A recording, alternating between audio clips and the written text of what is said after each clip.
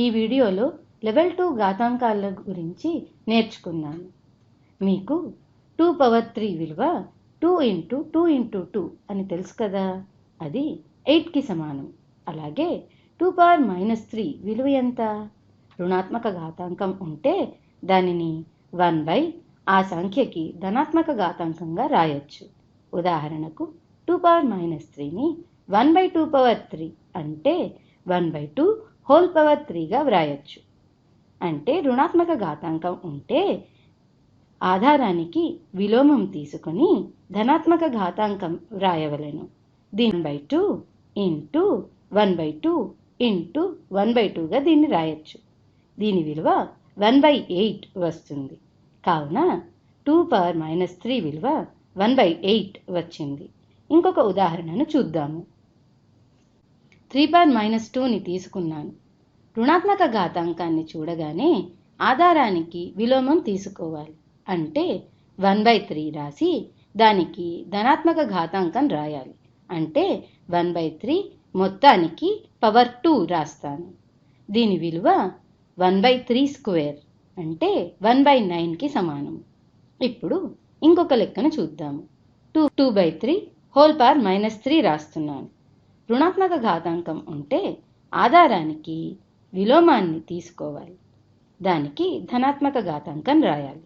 కావున 2/3 విలోమం 3/2. దీన్ని ధనాత్మక ఘాతాంకం 3కి పెంచుతున్నాను.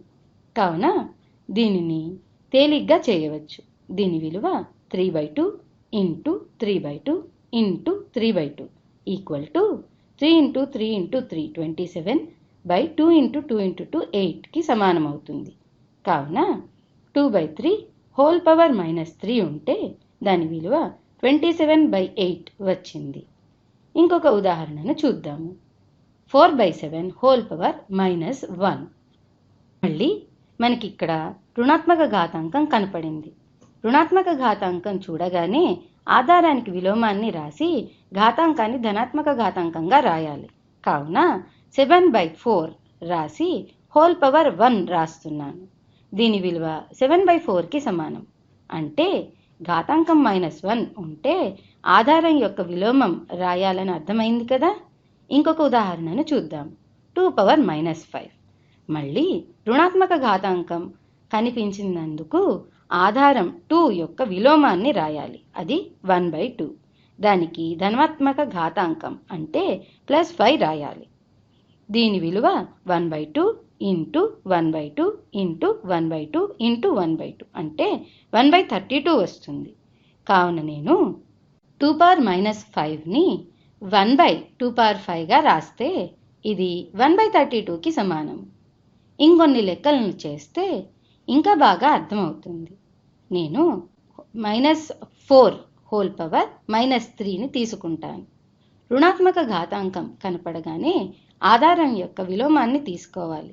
కాబట్టి -1/4 రాస్తాను.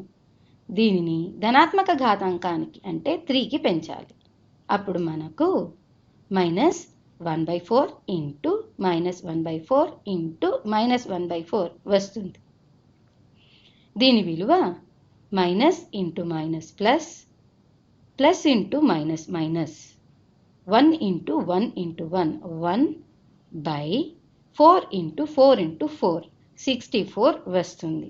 కావున -1/64 జవాబుగా వచ్చింది. ఇంకొక లెక్కను చూద్దామా. 8/9 దీని ముందు మైనస్ రాస్తాను. దీన్ని -2కి పెంచితే దీని విలువ ఎంత? రుణాత్మక ఘాతాంకం ఉంది కనుక మనము ఆధారానికి విలోమాన్ని తీసుకోవాలి. -9/8 దానికి ధనాత్మక ఘాతాంకం అంటే 2 రాయాలి. దీనిని -9/8 ఇంటూ -9/8గా రాయొచ్చు. మైనస్ ఇంటూ మైనస్ ప్లస్ వస్తుంది. 9 ఇంటూ 9 81 వస్తుంది. 8 ఇంటూ 8 64 వచ్చింది. ఇన్ని ఉదాహరణలు చేశాక మనకి గుర్తుండాల్సింది ఏమిటంటే రుణాత్మక ఘాతాంకం ఉంటే ఆధారానికి విలోమాన్ని తీసుకుని రుణాత్మక ఘాతాంకాన్ని ధనాత్మక ఘాతాంకంగా రాయాలని. వచ్చే వీడియోలో మళ్ళీ కలుద్దాం.